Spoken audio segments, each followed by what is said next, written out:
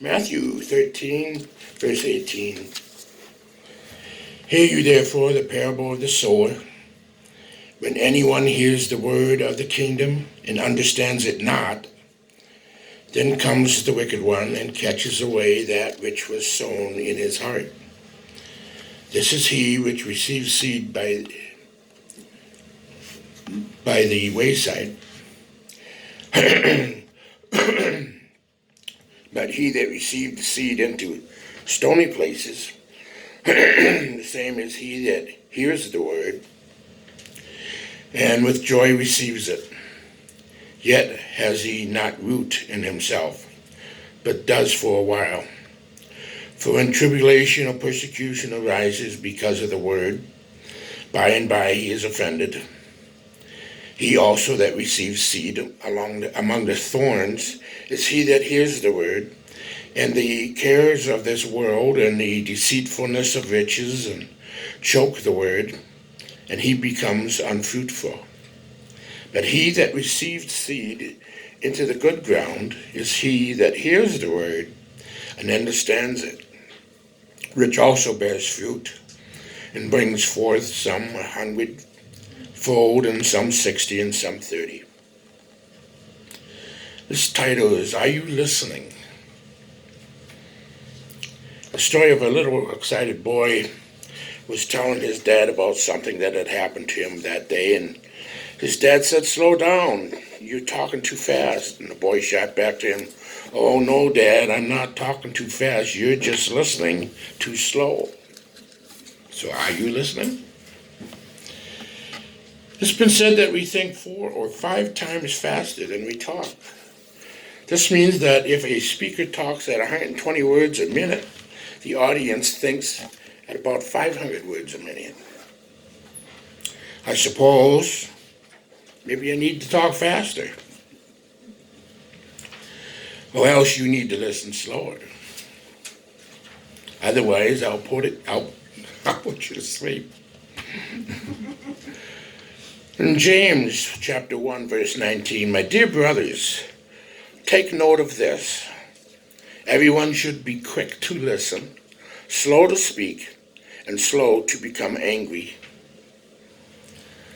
Story is told that when Napoleon was making plans to invade England, he was told an American wanted to see him. Napoleon said, "I can give him 2 minutes." But 2 minutes was not enough to understand a revolutionary idea of a ship propelled by steam.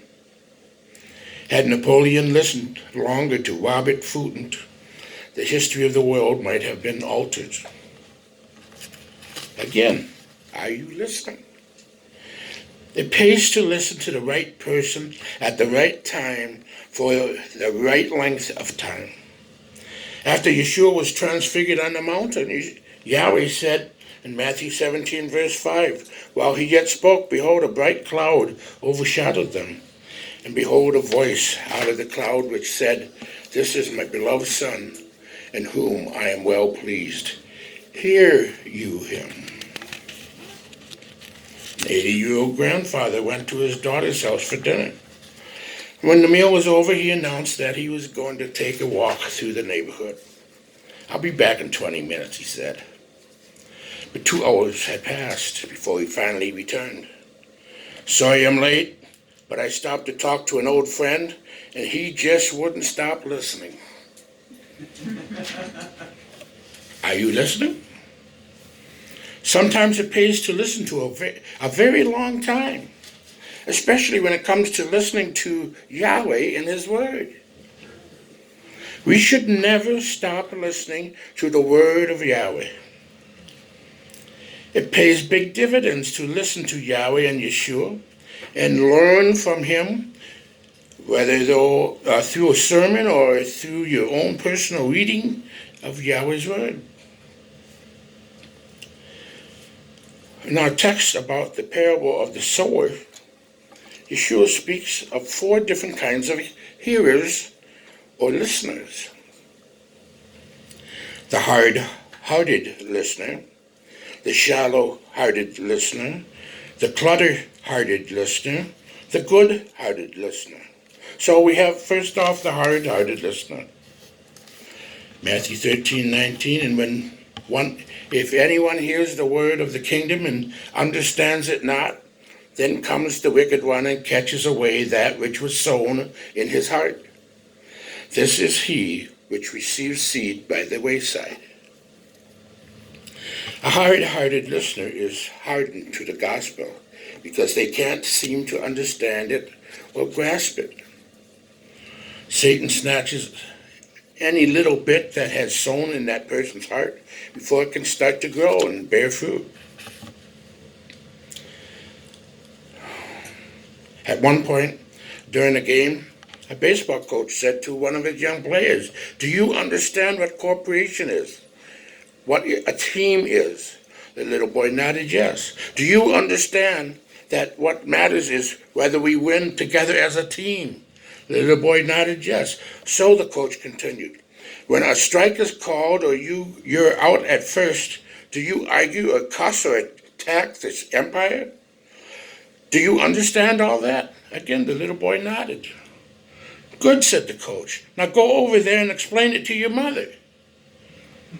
There are some things that some people just don't seem to understand in life." However, understanding all about baseball is not nearly as important as understanding the basics or the essentials of the gospel. Three boys talking about their fathers. One of them said, "My father's a great professor." When he's talking about a subject, only 10 people in the world can understand him.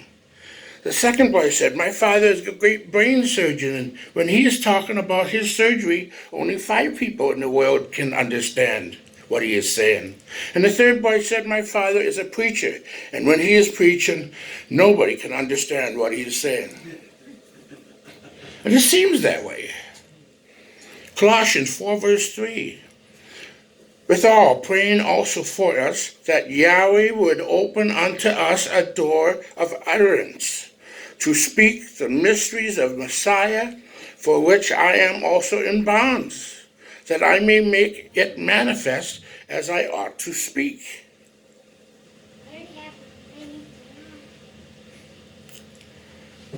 In order to keep Satan from stealing what has been sown in people, in their hearts and minds, we must make the message of Yeshua Messiah as clear as possible. Then you have the shallow-hearted listener. Matthew 13, verse 20. "But he that receives the seed into stony places, the same is he that hears the word, and right away with joy receives it. Yet has he not root in himself.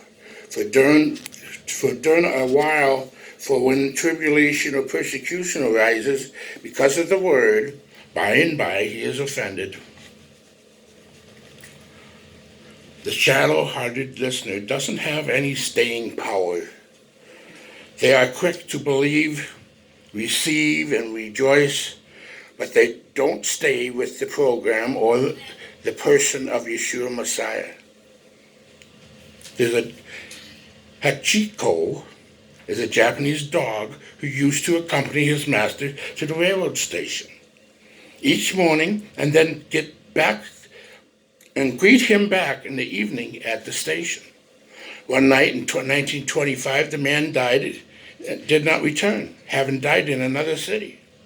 Although the little dog had met his master for only a few months previously, for over 10 years, the dog went to the station every night, trotting home again after waiting for an hour.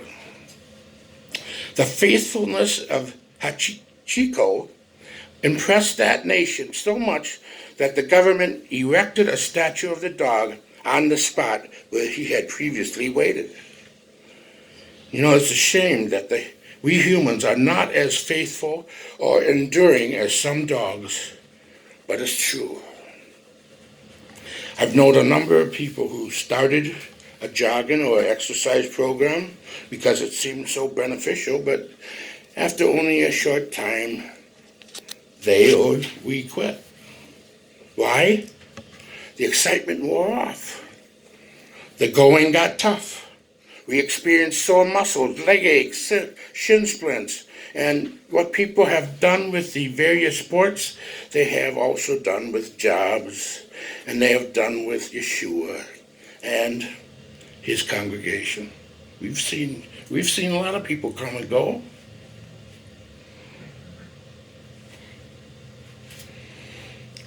Why don't they stick with it? Is it their fault or ours? Part of the fault could be ours. It all depends on how much we help new converts, how much we love them and support them. That's it. That's one key to the survival of all believers. We must love them, and even in their failures, we must support them, encourage them, help them, and pray for them. 1 Thessalonians 5 verse 14. Now we exhort you, brethren, warn them that are unruly, comfort the feeble-minded, support the weak, be patient towards all men. Romans 14 verse 1. Him that is weak in the faith, receive you, but not to doubtful disputations.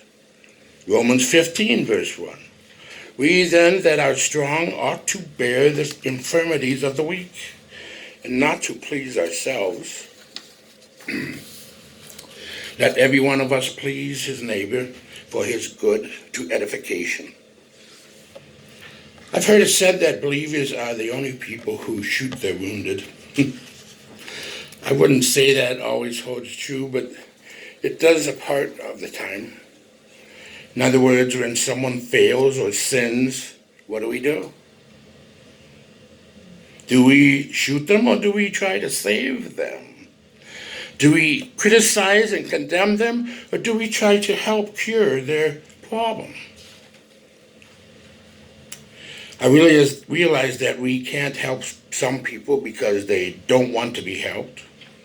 I've seen those kinds of people in churches, and generally after a period of time, they will drop out. It seems like no one can help them but Elohim alone.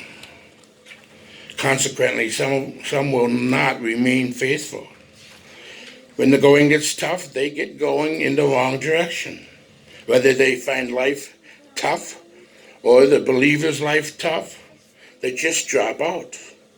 Such is the shallow-hearted listener. And then we come across the clutter-hearted listener in Matthew 13, verse 22. He also that receives seed among the thorns is he that hears the word, and the cares of this world and the deceitfulness of riches choke the word, and he becomes unfruitful. The clutter-hearted listener has cluttered up his life with the things of this world.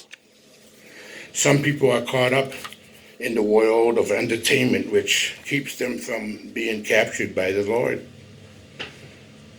Did you know that Americans gave over $2.9 billion with a B dollars to overseas missions? Sounds pretty good until you hear the rest of the story. Americans also gave over $8.4 billion to see movies, $13 billion or more to buy chocolate, over $23 billion to buy toys, over $23 billion to buy stuff for their pets,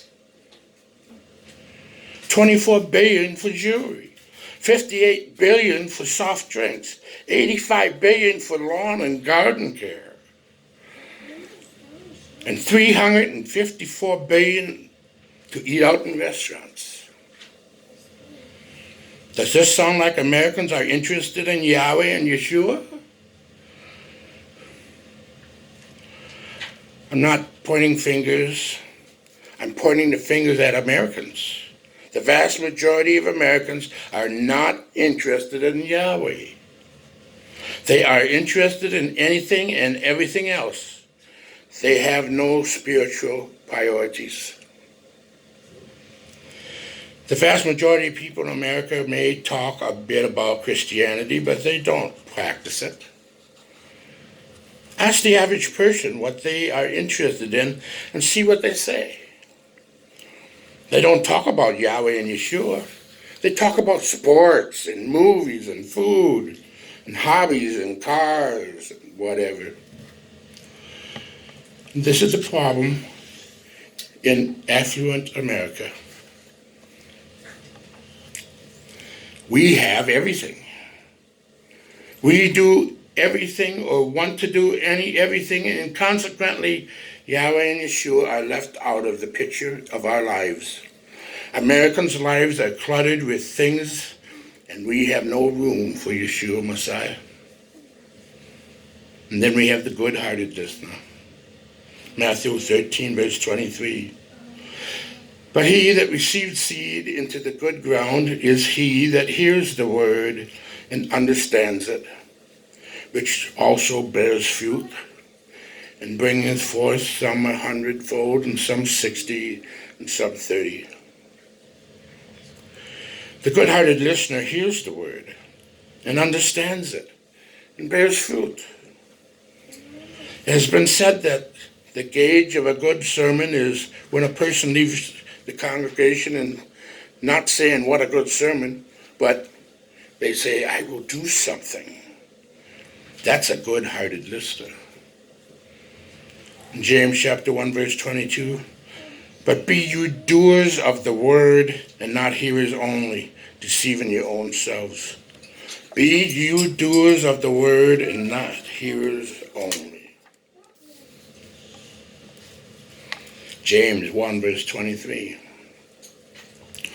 For if any be a hearer of the word and not a doer, he is like unto a man beholding his natural face in a glass, and for he beholds himself and goes his way, and straightway forgets what manner of man he was. But whoso looks into the perfect law of liberty and continues therein, he being not a forgetful hearer, but a doer of the work, this man shall be blessed in his deeds. If you love me, keep my commandments. Don't just listen about it, do them.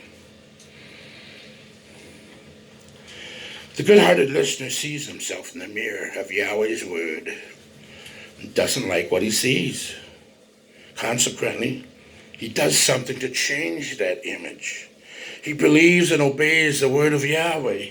He allows Yahweh's word to bear fruit in his life. The good-hearted listener listens, and he understands, and he bears fruit. Yeshua said in Revelation 3, verse 20, behold, I stand at the door and knock. If any man hears my voice and open the door, I will come in to him and will sup with him and he with me. Are you listening? Yeshua's knocking on the door of your heart. He's knocking in many ways and by means of many people. Do you hear him? Are you listening? He's not saying, let's do lunch. He's saying, let's do life together. Are you listening? God bless you. He is to hear.